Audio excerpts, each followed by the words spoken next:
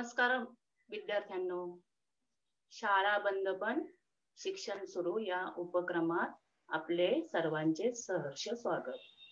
मी नलिनी टेकवडे, शाळा सरदार नगर म्युनिसिपल मराठी क्रमांक 2 या शाळेत कार्यरत आहे.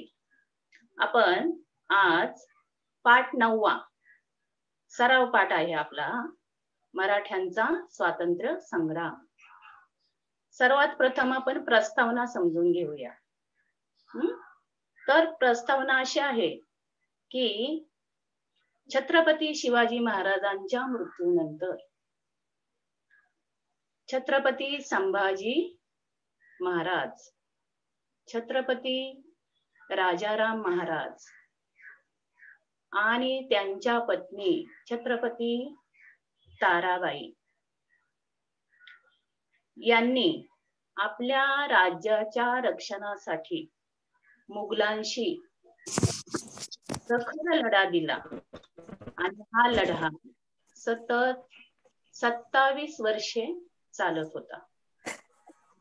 या प्रदीर्घ लढ्याला मराठ्यांचा स्वातंत्र्य संग्राम असे म्हणतात. लक्षात आलं का तुमच्या मुलांनो?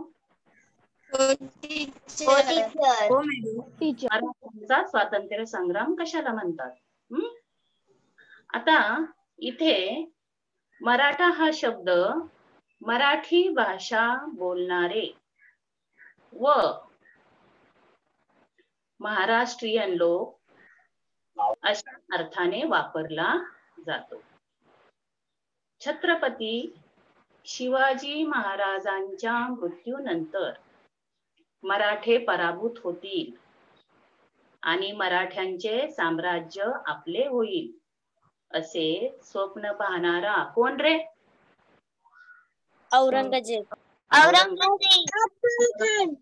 मराठ्यांना पराभूत करण्याच्या उद्देशाने इसवी सन 1682 मध्ये आपली गादी सोडून मुघलांवर चालून आला.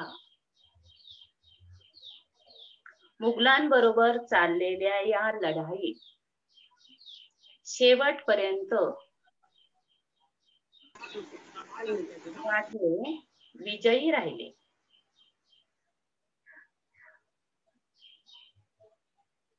मराठ्यांनी मुघलांना दिलेला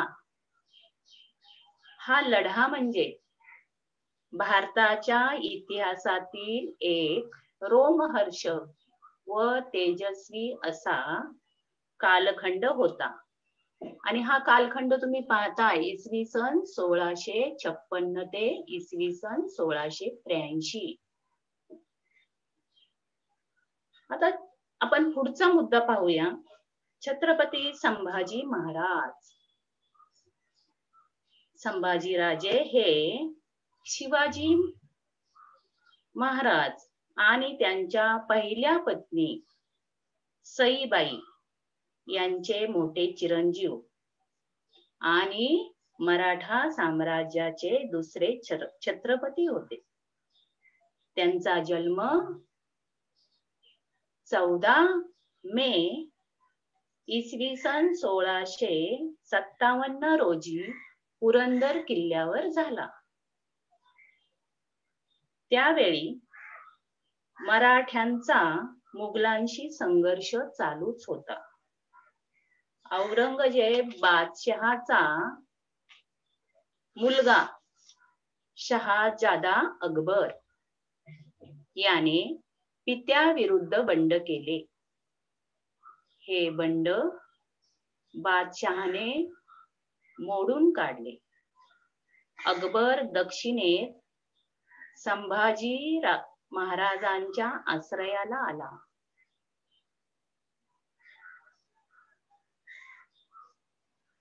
आश्रयाला आल्यानंतर त्याचे पारिपत्य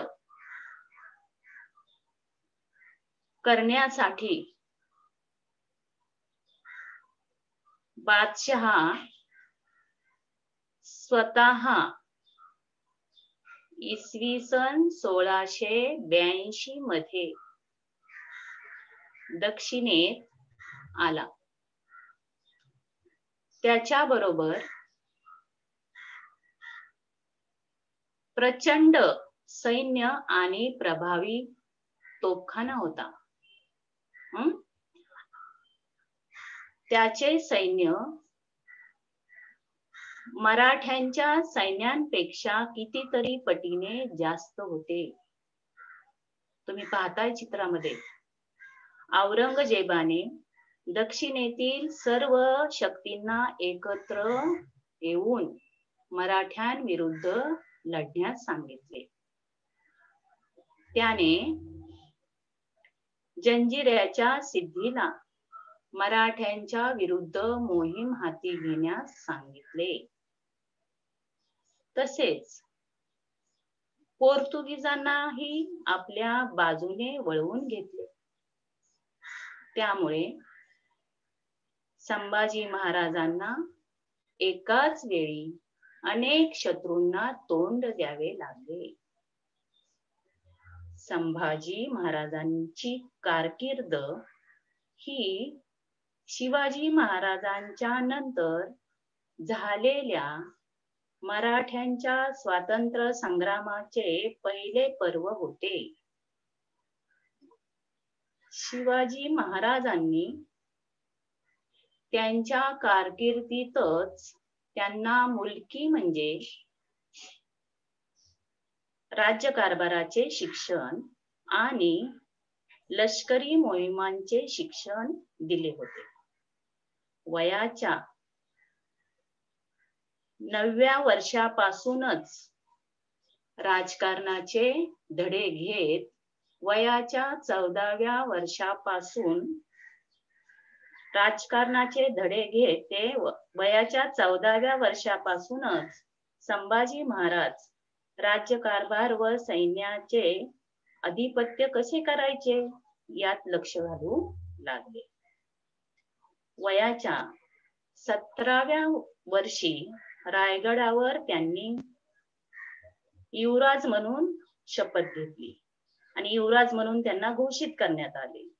याच दरम्यान त्यांनी मुघलांच्या आणि आदिलशहाच्या अनेक प्रदेशात स्वाऱ्या केल्या होत्या. आता पुढचा मुद्दा आपण पाहूया. जबरदस्त युद्धनीती.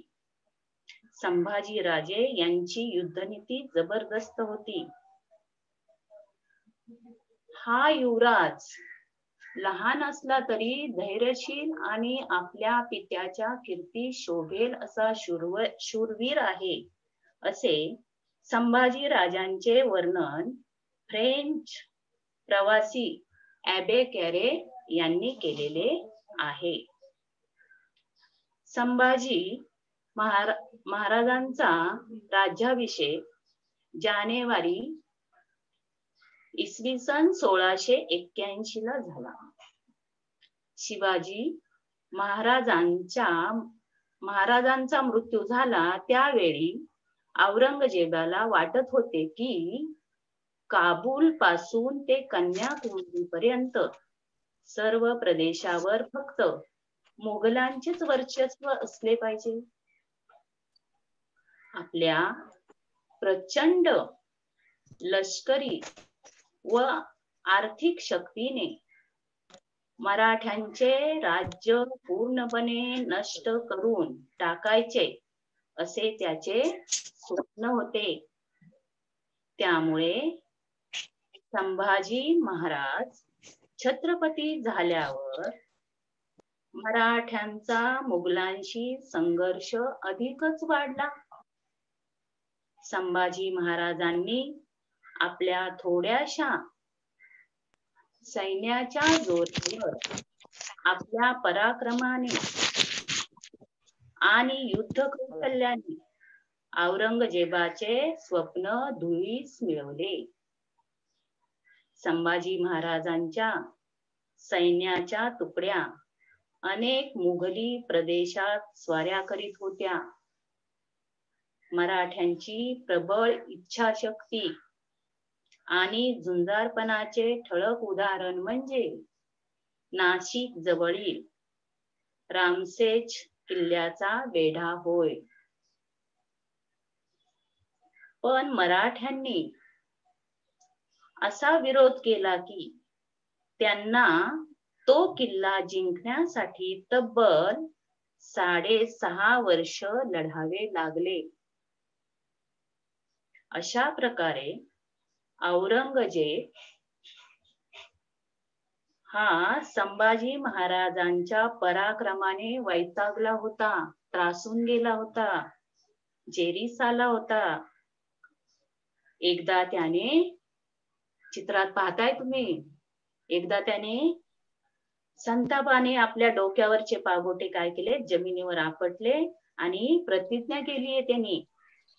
कोणती प्रतिज्ञा केली बघा, या संभाजी पाडाव करीपर्यंत मी पुन्हा पागोटे घालणार नाही. एवढं संभाजी राजाने औरंगजेबाला हतबल करून टाकले होते. आता मी तुम्हाला थोडेसे प्रश्न विचारते मुलांना, विचारू का?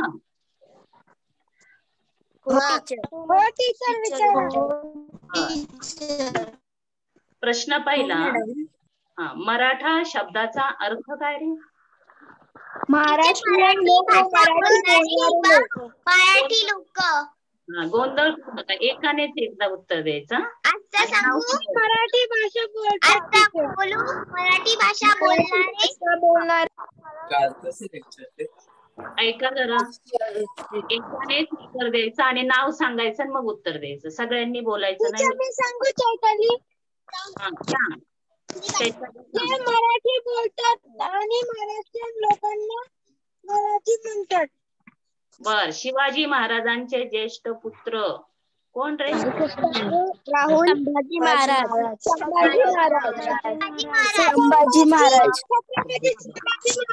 संभाजी महाराजांच्या आईचे नाव काय रे? सईबाई. बर, ऐका, संभाजी राजांचा जन्म केव्हा व कोठे झाला?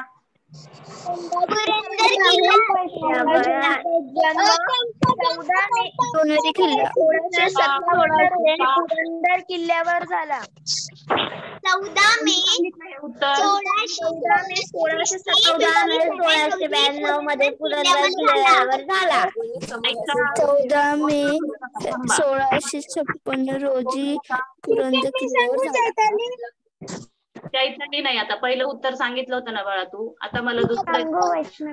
संभाजी राजांचा जन्म 14 मे 1657 रोजी पुरंदर किल्ल्यावर झाला. हा, शाबास. आता मला दुसरा प्रश्न मी विचारते.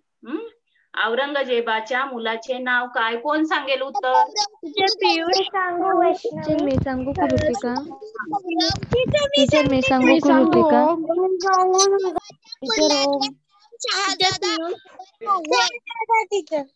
शहाजादा अकबर. बर बर, तुमचा प्रश्न लक्ष द्या सगळ्यांनी, गोंधळ करू नका. संभाजी राजांना एकाच वेळी अनेक शत्रूंना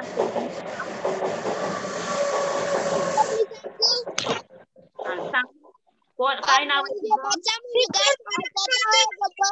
औरंगजेबाची बंड करून आल्यामुळे औरंगजेब संतापला व तो दक्षिणे शहाजादा अकबराला घेऊन जाण्यासाठी आला व त्याने गोव्याच्या पोर्तुगीजांना व संभाजी महाराजांवर चालून येण्यास सांगितले. म्हणून संभाजी महाराजांना एकाच वेळी अनेक शत्रूंना तोंड द्यावे लागले. बर, आता सगळ्यांनी ऐका, मी सांगते उत्तर म्हणजे गोंधळ होणार नाही. औरंगजेबाने जंजिऱ्याच्या सिद्धीस मराठ्यांच्या विरुद्ध मोहीम हाती घेण्यास सांगितले आणि तसेच त्याने काय केलं, पोर्तुगीजांनाही आपल्या बाजूने ओळवलं औरंगजेबाने. त्यामुळं शिवाजी महाराजांना एकाच वेळी अनेक शत्रूंना तोंड द्यावे लागले. आता पुढे, छत्रपती शिवाजी महाराजांनी संभाजी राजांना कोणते उत्कृष्ट शिक्षण दिले? कुणीही बोलायचं नाही, एकानेच फक्त बोलायचं, सगळ्यांनी शांतता बाळगायची. सांगू? हा, सांग. मी सांगू धनश्री. आता एक जण सांगते नंतर दुसऱ्याने सांगायचं. बोला. मोहिमा मुलकी राजकारभाराचे व लष्करी मोहिमाचे उत्कृष्ट शिक्षण दिले. छान. युद्ध कौशल्य हा गुण संभाजी राजांकडे होता, बरोबर ना? मग या युद्ध कौशल्याचे वर्णन फ्रेंच प्रवासी अबे याने कोणत्या शब्दात केलं रे? मी सांगू धनश्री. हा युवराज लहान असला तरी धैर्यशील आणि आपल्या पित्याच्या कीर्तीस साजेल असा शूरवीर आहे. शाबास, खूप छान सांगितलं. औरंगजेबाने कोणती प्रतिज्ञा केली रे? मी सांगू राहुल. राहुल.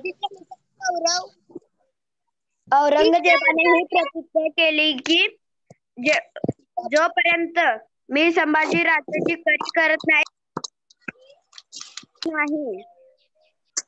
दुसरं कोण सांगतंय? मी सांगू वैष्णवी.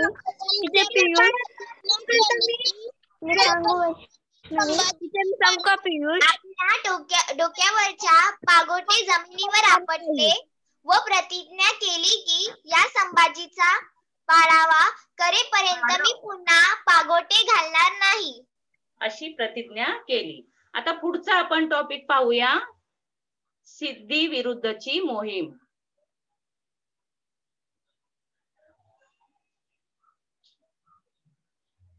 समुद्रातील जंजिरा किल्ला सिद्धी बंधूंच्या ताब्यात होता. त्याच्या चारही बाजूने पाणी होते. जंजिऱ्याचा सिद्धी मराठ्यांना खूप त्रास देत असे.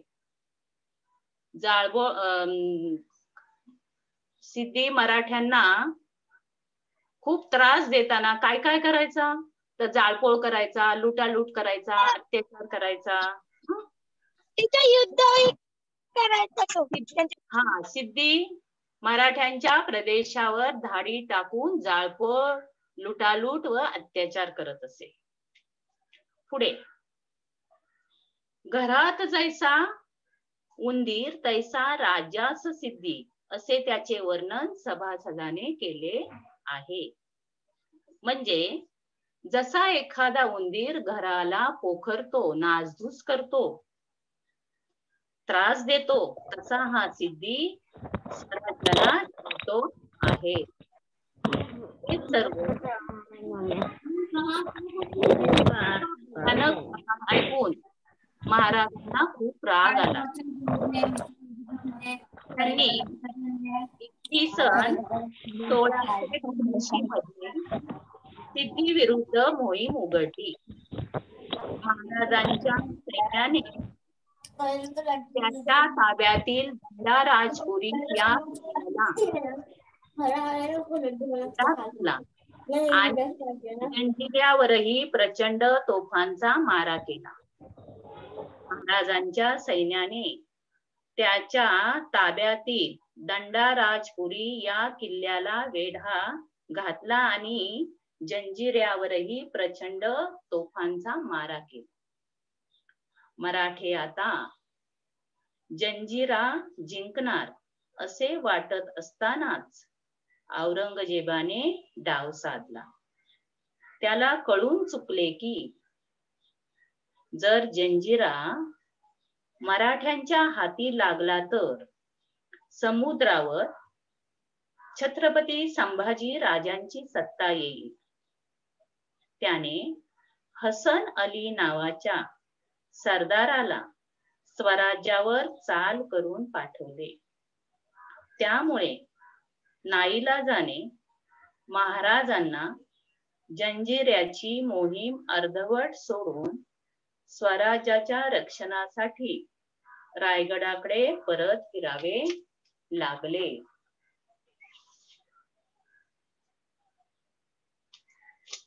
आता मला उत्तर द्या, गोंधळ करायचा नाही. कोणता किल्ला पाण्यात आहे रे? टीचर जंजिरा.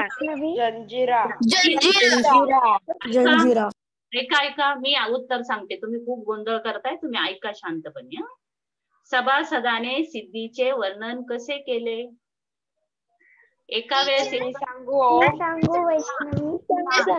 उंदीर तसा जसा उंदीर तसा राज्यात सिद्धी असे त्याचे वर्णन सभादाने.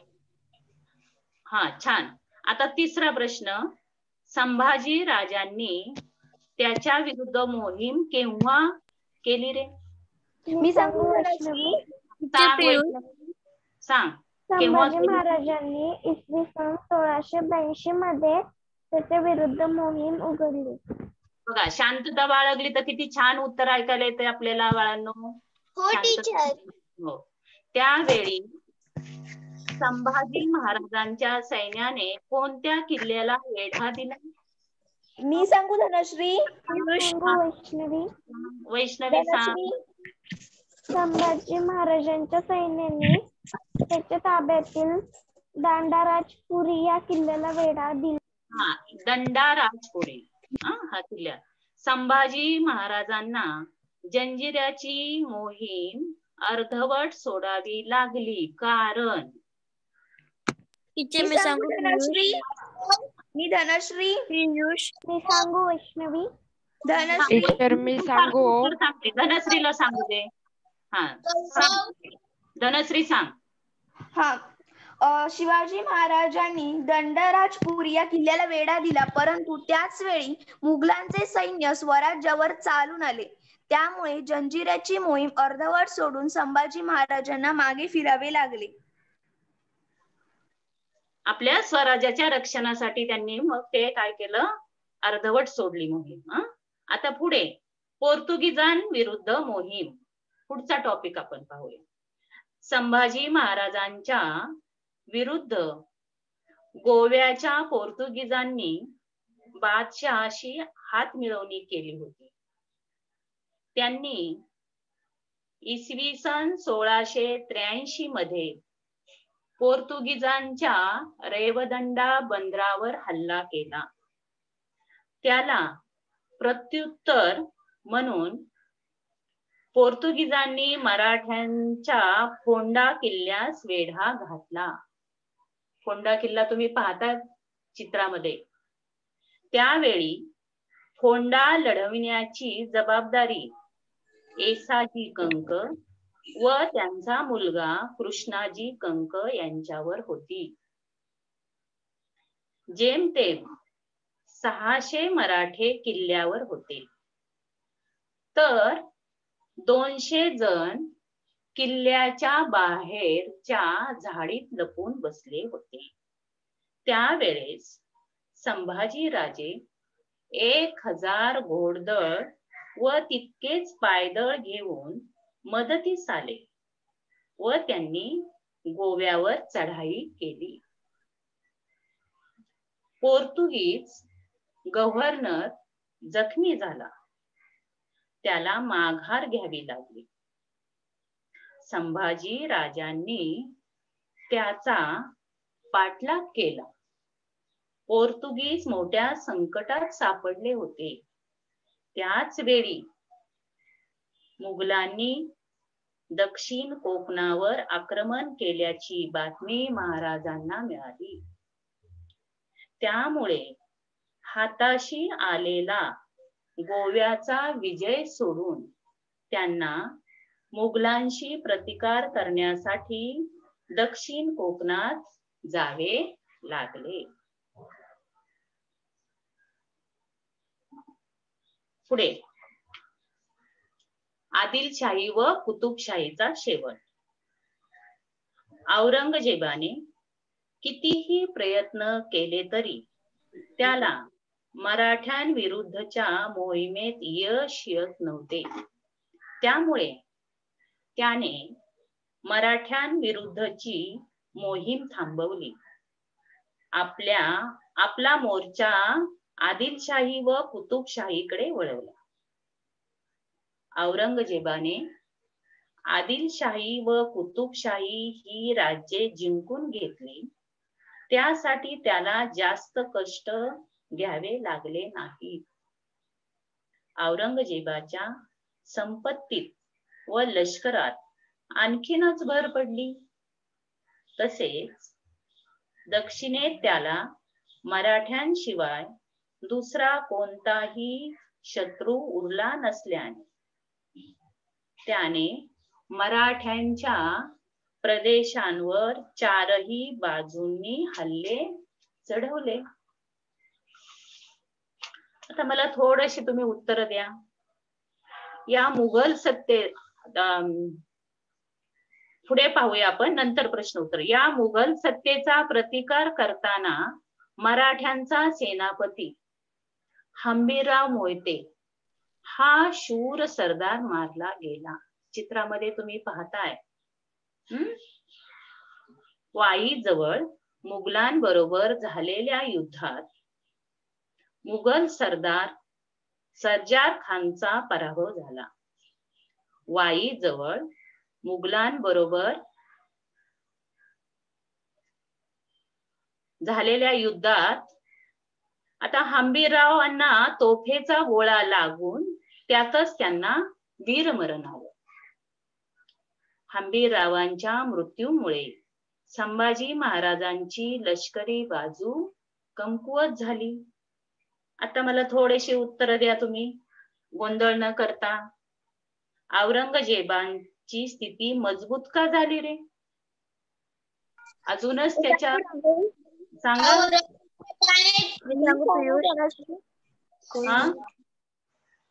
कोण सांगेल? राहुल. हा सांग राहुल. आदिलशाही व कुतुबशाही राज्याकडे वळला. औरंगजेबाने ती राज्य जिंकून घेतली व औरंगजेबाच्या लष्करात व संपत्तीत भर पडली. हा छान उत्तर सांगितलं तो. औरंगजेबाला मराठ्यांशिवाय दुसरा कोणी शत्रू राहिला नव्हता, बरोबर की नाही? मग त्याने मराठ्यांचा पाडाव करण्यासाठी सर्व शक्ती चारही बाजूने एकवटली होती. आणि तेव्हा कोणाला वीरमरण आले रे? हंबीरराव मोहिते.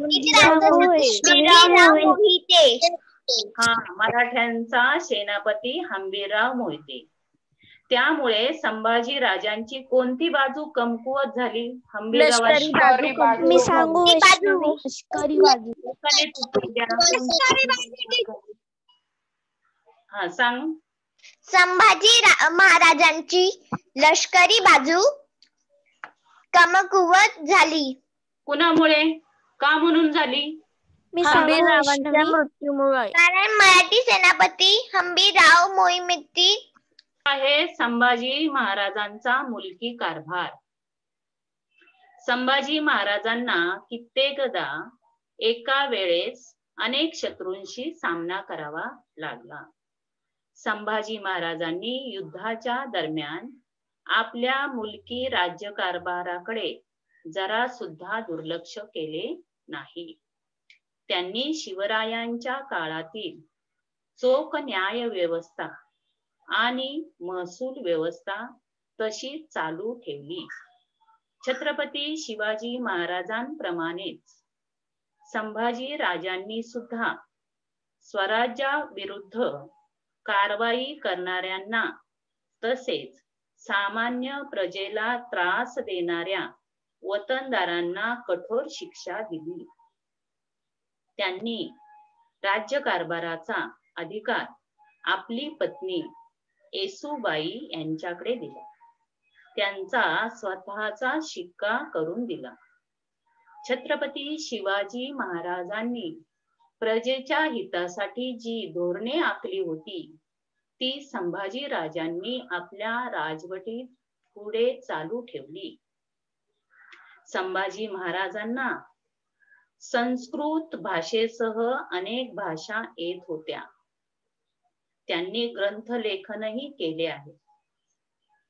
संभाजी राजांना संस्कृत भाषेसह अनेक भाषा येत होत्या. त्यात त्यांनी राजनीतीवरील अनेक प्राचीन ग्रंथांचा अभ्यास करून त्याचे सार आपल्या बुधभूषण या ग्रंथात मांडले आहे. आता मला थोडीशी आपण पुढचा मुद्दा पाहूया संभाजी महाराजांचा, नंतर मग उत्तर घेऊया. उत्तर तुम्ही सांगा. संभाजी महाराजांचा मृत्यू. औरंगजेब छत्रपती संभाजी महाराजांना नमविण्यासाठी खूप प्रयत्न करीत होता. त्याने मुकर्ब खान याची नेमणूक कोल्हापूर प्रांतात केली होती. संभाजी राजांनी आपल्या महत्वाच्या सरदारांना बैठकीसाठी कोकणात संगमेश्वर येथे बोलवले. त्याने छापा घालून संभाजी राजांना पकडून बादशहा पुढे नेले. संभाजी राजांनी औरंगजेबापुढे आपला स्वाभिमान सोडला नाही. औरंगजेबाने संभाजी राजांचा अतिशय छळ करून त्यांचे हाल करून त्यांना मारले. आणि तो दिवस होता 11 मार्च 1689.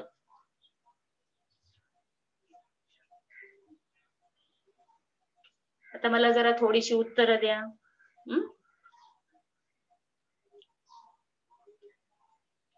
आता तुम्हाला इंद्रायणी भीमा नदी दिसते की नाही चित्रामध्ये? मराठ्यांचा छत्रपती स्वाभिमान न सोडता धीराने मृत्यूला सामोरे गेला. संभाजी राजांच्या या बलिदानामुळे संपूर्ण महाराष्ट्र पेटून उठला.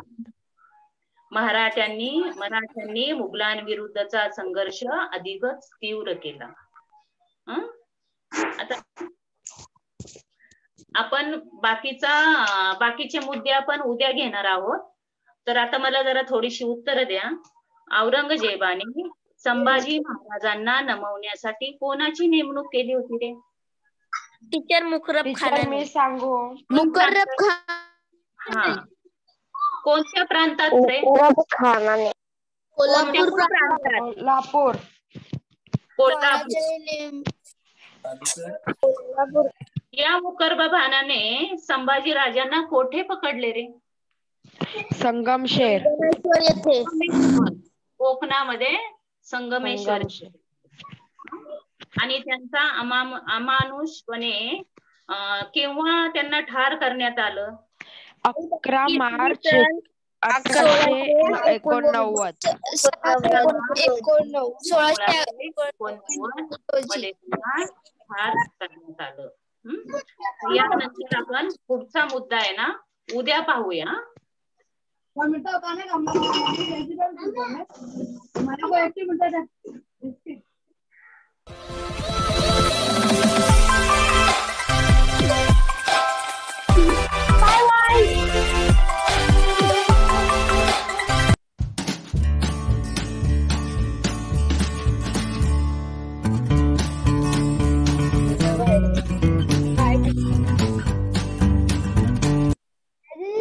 ये ना प्रीती